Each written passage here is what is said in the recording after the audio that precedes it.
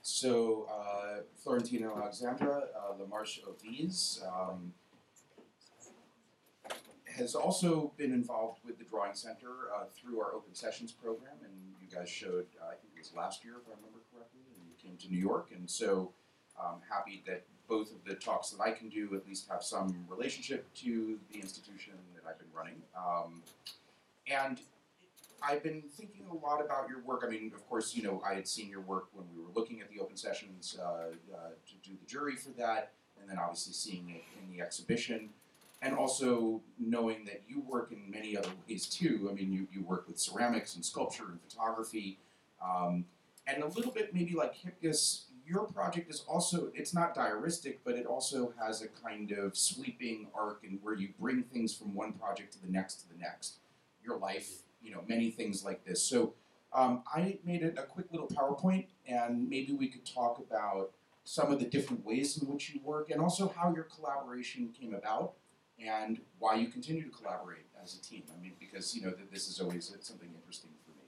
So maybe could you say a little bit, you started collaborating in 2006, is that correct? Yeah, and how did you meet? How did you begin to collaborate? We began to collaborate because we had a collective project in Paris with another artist, and after the project, we decided to work together because we were like in a opposite way of thinking and doing art. So we were a couple before, but we decided that's cool, and we decided to make a work together, and we say, okay, we have to do it. We have to do it, I mean, only together. Yes, in order to keep the personal work. So the rule has been neither of you have made artwork since that time that's individual works. Yeah. Okay. And how did the collaboration begin? Was it with drawing and collage? Was it with object making? Was it with photography? By installations. Okay. Exactly. And so the first 4 years we only did PC sculptures. And after we begin again with the drawing. I see. So I think maybe if we go a little further in the PowerPoint, we might be able to see, well, I don't know if I have any of the full-scale installations here, but so that you started off by making installations and situations that included ceramics, photography, collage, drawing on the wall, your note project, which is still an ongoing project. Exactly. Okay. And what kinds of issues did you want to deal with? Because your work has a lot of references: literature, film, I think pop culture, debris, you know, garbage, cigarette butts, you know, things that you bring, plants, flowers. So you seem to be very much a duo that is bringing in not only your life, but maybe things that have influenced you, and the way that you kind of have to think through that and interpret that then comes out in the installation itself. Is that how you kind of view the structure? Do you set up systems? Are there do you build a vocabulary? It's a way of thinking. I think the microphone is off. Yeah. There's two buttons. Yeah. It's a way of thinking, and it's really inspired by William Morris, who are thinking like a corporation and like a way of living and thinking and working. So you like holistic systems, people who have a kind of world philosophy, a way of building a world that could be objects, could be architecture, could be a kind of personal philosophy. So someone like Emerson might come to mind, Thoreau. These would be, you know, people who kind of build a whole world system. Yes. Okay. And be autonomous, and I think it's quite the same as thinking our environment. So our environment is more from the city and the suburbs, but I think. But but I mean, yes, the thing that also we are looking to revisit the academic subject. Mm-hmm. So for us, the most important is that we try to make like a visual language with the drawings, and the idea is also to explain that the whole work can explain his process. So that's why everything is close from domestic environment.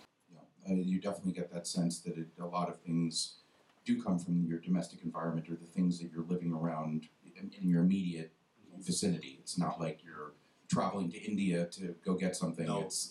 It's a more kind of local, personal semiotics. Yes, because it's just there. And also we decided to use ceramics maybe 5-6 years ago because it was the thing the most close from the drawings. Well, if you don't mind, can we make the progression? I started with some charcoal drawings. This is done in 2016. Could you just explain a little bit of each slide as I go through what the project was and kind of what your intention was with these works? Okay, this one is like a series from last year's, and it's landscape extract from like a famous garden in Normandy. And this garden is full of exotic plants, and it's from the art and craft movement. The arts and crafts movement. Exactly. So for us, it's also like about pattern. Do both of you work on these drawings together? Yes. And how does that process work? Someone starts to draw and then someone completes, or approach? Best for construct the global way, and You fill in the details. I So let's talk about this. These are some collages, I think. It's fake. Fake collage. Yeah, Okay. because on the background there is like silk screen, the black part, and it's an old, very old drawings that I You pull a silk screen. Yes. You know? First, and after we do the whole composition. And this series is Your heroes. yeah, because each But why is it called To Sarah? it's like Because the series, the old series was plans for a friend of us. It's only artist, who's an artist. So this plans was like a present for her, but it was very good. And we used these old drawings to make the new one. So it's a very personal reference there. Yeah. The background, The background, right. And on it, it's like a sketch page, and there is a lot of reference about the thing we are working with. And in each drawings of this series, there is like two personality, like famous. Like the other is Kurt Cobain and Louis Michel. Because Louis Michel was a figure of liberty, feminism, and thinking about the pedagogy. And Kurt Cobain, we like the music of Kurt Cobain, and here it's Christophe. And Donia also. So in many ways, I mean, your images are kind of constructed. I mean, I feel like with you, it's about an accumulation. I mean, you might even start with recycling something that you've done in the past, building on top of that, creating a network system to some other reference that you've picked up or that you like, and so it has a real sense of kind of architectonic structure. I mean, not in a three-dimensional way, but it builds. Yes, it's also because I think that we try to be narrative. Yeah. And because at the beginning together we were very interested by the comics, but finally we construct image. We make art. It's art also. Yes. So what about these kind of plant works? This one is very new, it's from this year, and it's like It's a biography from Élysée Reclus. it's on Herbier. Herbier, encyclopédie. Herbier, sorry. Encyclo plan. C'est ça, Herbier. Yes. And it's from the old destination or place where lived the famous geographer Élysée Reclus. So each drawings refer to several Specific geographic places that this person explored. Yeah. And what about this image? That's the same. But it's a landscape. It's more landscape, but this is the same project. And it's also because these two pieces, it's the beginning of the work we are trying to develop for the next years for the drawing lab, because we proposed a project around this guy about his biography.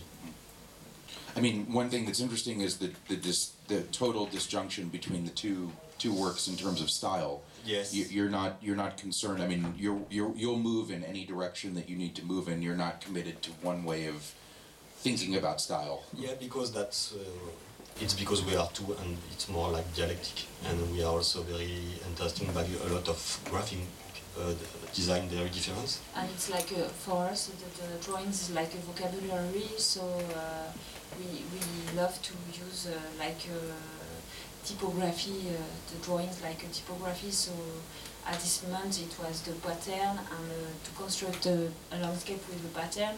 And another way it's like to construct an encyclopedia. So. But who initiates that change? I mean, that's a big shift. I mean, is that something that you start to draw? You know, you make the outline, and then you come and you say, but I you know, what is this? Like, yeah, exactly, because sometimes you say, oh, come on, it's too soft. I mean, it's too, and so you don't know how to close the pictures. So and I say, okay, let's do it. but in a way. And also we like to manage the line between something very super classic and sometimes more like graffiti. It's also because we don't come from the same backgrounds, yeah. Exactly. So the Notes project, could you explain a little bit about how this works? Oh yes, it's so easy. It's like Strips of paper? It's a roll of paper. Yeah. Very like that for desk, for work. And it's like chronologic sketches from the notebook. So it's between a wallpaper, but in a way the roll is always at the end not open, so you cannot have all the piece, and It's like it's easy to feel the way of thinking. So this kind of this roll of paper is constantly in your studio, and you're always building. No, I mean it's like a scan and after print. I see. Okay, so it's printed on the paper, not directly drawn. No. Yeah.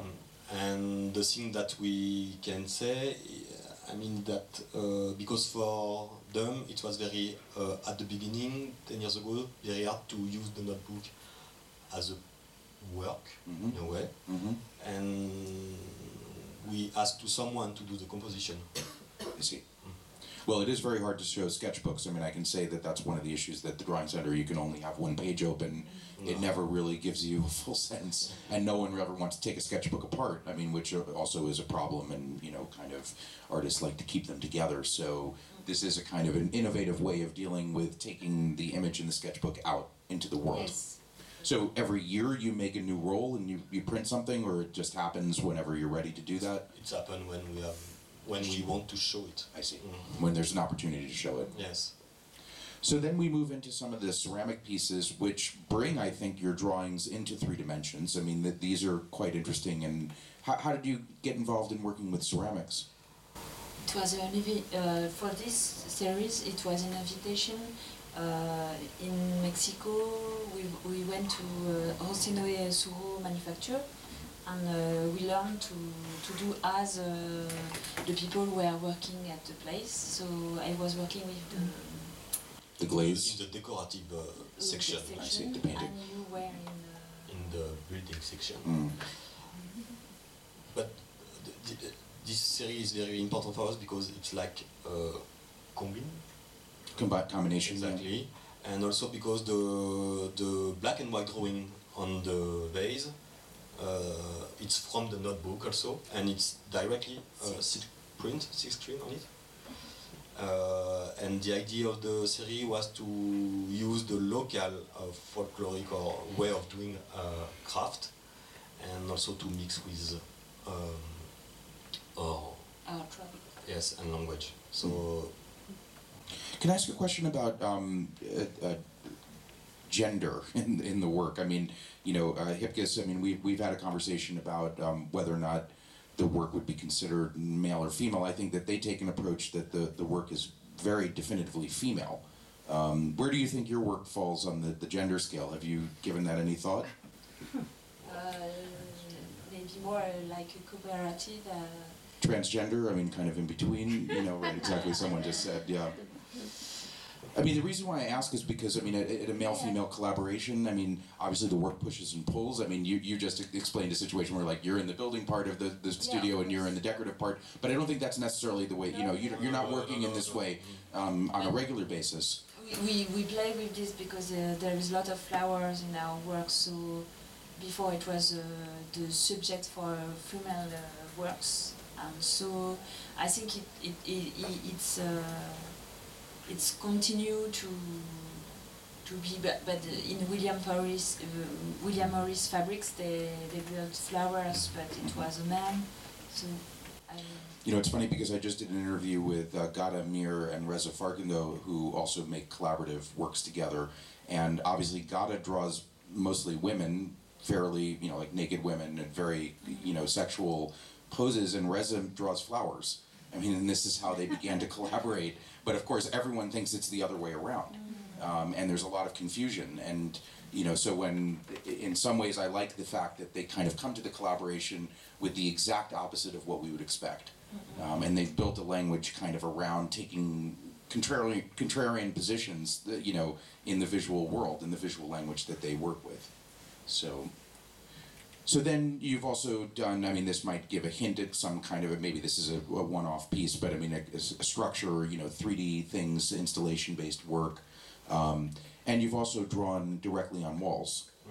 And how did these projects come about? Was this something, are you interested in murals? Are you interested in graffiti? Is it something that you're thinking about, or is it just simply that to fill an architectural space, it was a strategy?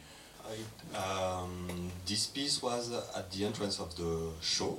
Okay. So it's more like an invitation to go in, and it's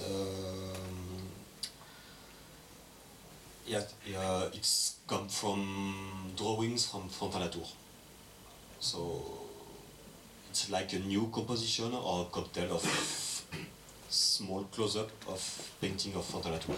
So it's also as like a function to say, okay, just welcome in the show. And we like that it will be destruct after as like a presence who is, and it's caracol, so it's like a wind, and it will be disappear after the show. And we like to be like just in the presence, because drawings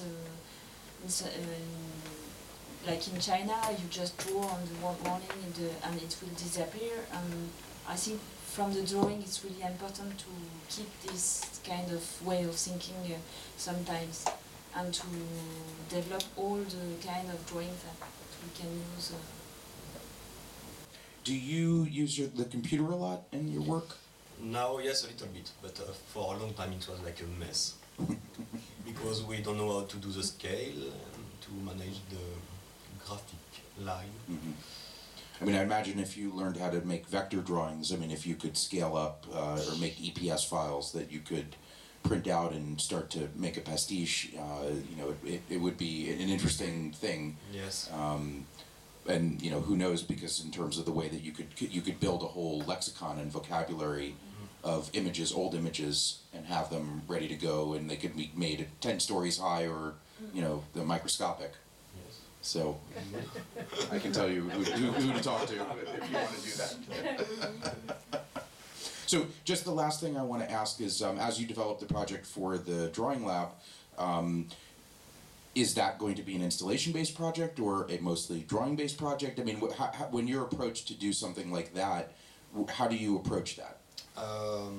Every project is different, or do you have a strategy, or is it a thematic kind of idea, and then you just simply start to build out how you're going to express that theme? First, we've been to the place to see what happened, and we were a little bit afraid by the roof. So by the roof? Yes, exactly. Because it's very black, and so we decide when we work with the curator to try to think about like hiding the roof, covering it. Yeah, Yes. with like not wallpaper, but And we were thinking about also the exhibition of Kay Althoff, because they have making In MoMA, Yes. with the tent, with the big tent. And we were really impressed, and so we're thinking that maybe we can use the same Like a fabric way of kind of thinking. material, with a lot of pattern, and we think about to do some Chairs, chairs. extra from drawings in ceramics or wood to look up. exactly. So the whole show might appear on the ceiling, maybe. No, A piece of it. more or less. Yeah. But the most important piece will be a tool. Exactly. Okay. Well, I think in terms of time, we're probably at the end of the time that we have. Is there anything else that you wanted to mention? Okay. Thank you very, very much. I really appreciate you coming and talking with me today. And I don't know if anyone has any questions for either Chris or Alpha or for Larmarche Oviz. We could also just do this very informally. Maybe we've talked for a while, and if people just have specific questions, you can come up and ask. But I thank you all for coming and for sitting through the talks, and I hope you've gotten to know a little bit more about Hipkiss and Larmarche Oviz, and obviously come and see their show next year at the Drawing Lab. Yes, in June. Okay, in June, and Hipkiss 2 weeks from now in New York. So, thank you. Au revoir.